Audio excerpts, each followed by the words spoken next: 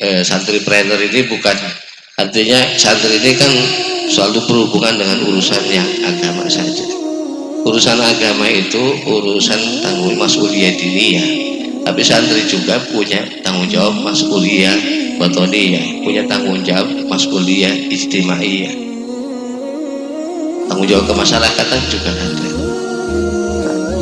Jadi ada nilai pengabdian, ada nilai profesi.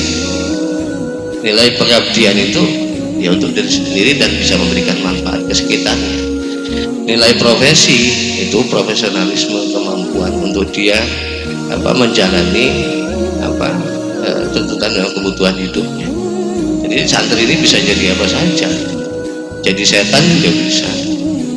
Kalau dia meninggalkan apa yang menjadi panduan tuntunan.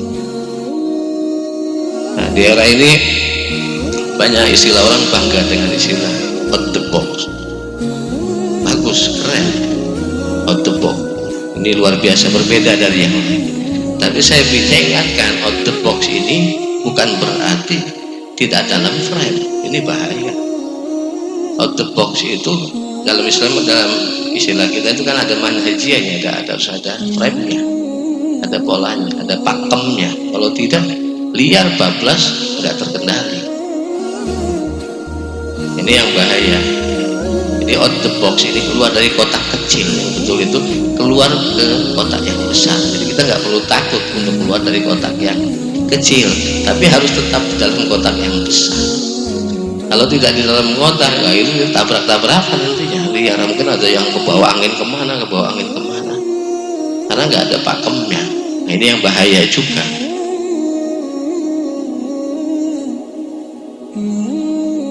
Nah, ini artinya kalau nekat pun tetap harus terarah.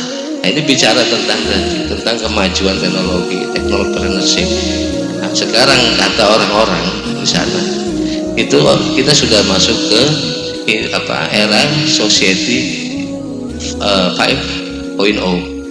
Jadi ke era sosial 5.0. Tadi saya juga lihat pertama bingung, apa 5.0? Ini matematika rumus apa gitu. Memang ini istilah yang dimunculkan 2019 kalau saya di Jepang itu. Jadi untuk memetakan sebetulnya satu proses-proses. Nah, ini peran santri atau basic pengetahuan agama, basic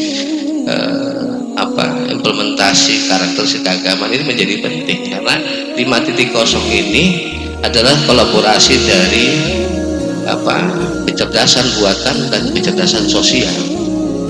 Kalau kecerdasan sosial ini tidak bisa menavigasi kepada arah yang baik, ini menjadi fatal. Ini resiko yang sangat besar. 5.0 ini ngeri. Nah, santri, para ustadz pesantren ini menjadi dominan, menjadi penting kehadirannya untuk mendasari fondasi supaya tadi kecerdasan sosial ini betul-betul seimbang, bisa menavigasi kecerdasan buatan. Jangan kecerdasan buatan ini menavigasi kecerdasan sosial.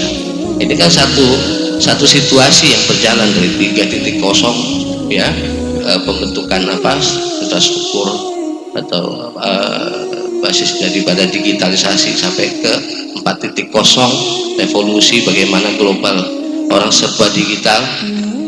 Otomatis 5.0 kita ini sudah masuk, walaupun di Indonesia 3.0 belum selesai, infrastruktur digital belum selesai, tapi ini tidak bisa kita pungkiri di generasi kita ini sesuatu yang sangat fatal.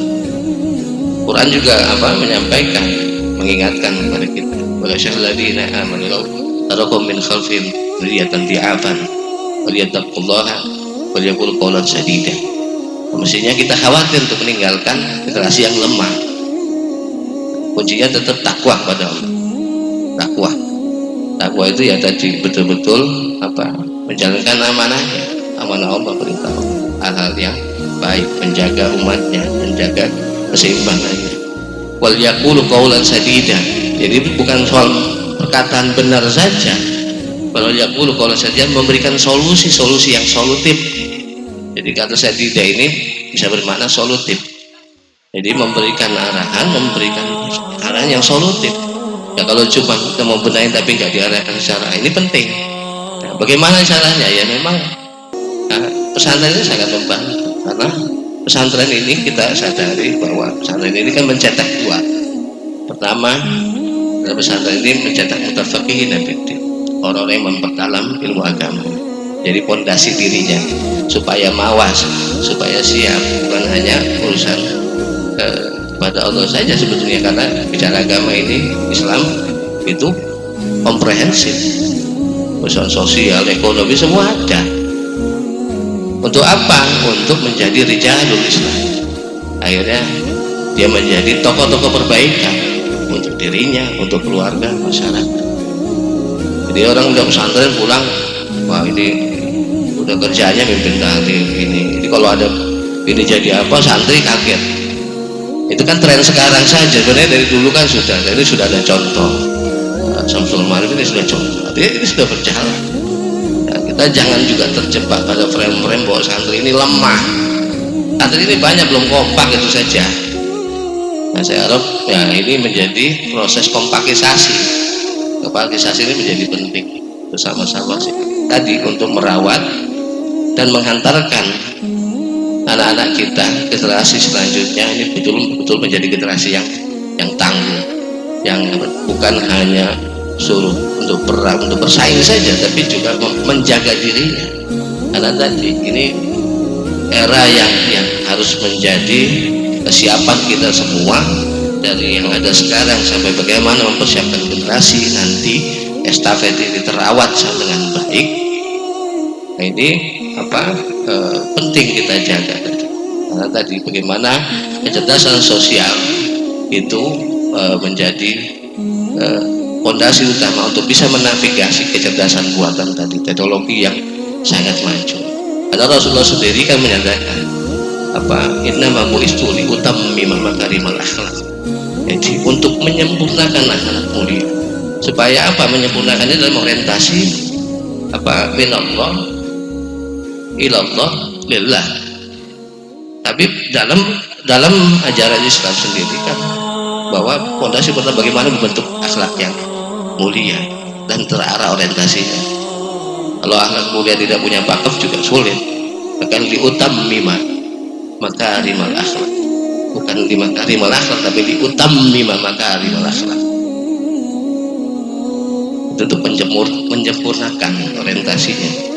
Karena banyak istilah kita repot, itu enggak beragama Islam baik-baik, tapi orientasinya tidak stabil. Dan Indonesia sendiri, para ulama juga sudah sepakat dengan para pendiri bangsa yang lain bahwa Pancasila pertama itu ketuhanan yang Maha Esa, nilai-nilai keagamaan. Karena nilai keagamaan itu membentuk karakter yang baik, untuk membentuk sehingga bisa terbentuk sila yang kedua, manusia yang adalah beradab. Jadi kalau ada agama tidak membentuk karakter yang baik, itu dipertanyakan, itu bukan agami, bukan agama, bukan agamis. Nah itu agamis, agak nggak nyambung. Tapi prinsipnya kenapa itu dikatakan agama atau ketuhanan yang Maha Esa itu karena tadi membentuk karakter yang baik. Dan para ulama, para pendiri bangsa sepakat bahwa itu menjadi fondasi utama, sehingga seiring berjalan terbentuk keadilan manusianya yang adil dan beradab. Kalau orang sudah beradab bisa menghargai, karena hak yang paling penting adalah hak melaksanakan kewajiban menghormati orang lain. Itu hak yang paling penting. Yang melaksanakan kewajiban menghormati orang lain itu baru merdeka namanya. Kalau nggak begitu ya tadi semua diri sendiri yang nggak ada yang merdeka gitu. Nah, kalau sudah begitu, sudah bisa menghargai, bisa terwujud persatuan Indonesia. Karena ada semangat bersatu, semangat menghargai, semangat menghormati. Nah, kalau sudah semangat itu muncul, mau duduk bareng musyawarah untuk mencapai mufakat itu tidak sulit. Tapi kalau sinisme sudah gak seneng, kelompokisasi sudah pentingan ini yang gak susah, makanya sulit kita membangun. Karena fondasi tidak berjalan, itu kan sebenarnya panduan. Makanya disebut dasar negara itu kan panduan. Tapi kenapa implementasinya hilang, itu yang saya juga agak bingung. Nah, Kalau orang sudah bisa musyawarah mufakat untuk membangun satu sistem, satu implementasi yang akhirnya adalah targetnya adalah mewujudkan keadilan sosial bagi seluruh Indonesia, baru itu poin akhir. Tapi kalau ini tidak berjalan secara seimbang, ya sulit. Makanya tadi, apalagi di tantangan 5.0 ini, nah ini gampang sekali orang dihasut, ya kan, dihasut. Orang sudah nggak seneng ditawari solusi, nah itu tambah seneng, tambah seneng nggak senengnya ya. Nah mungkin saya nggak berani banyak-banyak, ini banyak kiai, banyak senior saya, ini hanya sharing yang saya bisa saya sampaikan. Tapi mungkin yang bisa pesan saya, menjadi yang terbaik itu bukan utama, tapi yang utama adalah menjadi diri yang selalu lebih baik. Mungkin itu yang bisa saya sampaikan. Allahumma fiqh ila aqwam thariq. Wassalamualaikum warahmatullahi wabarakatuh.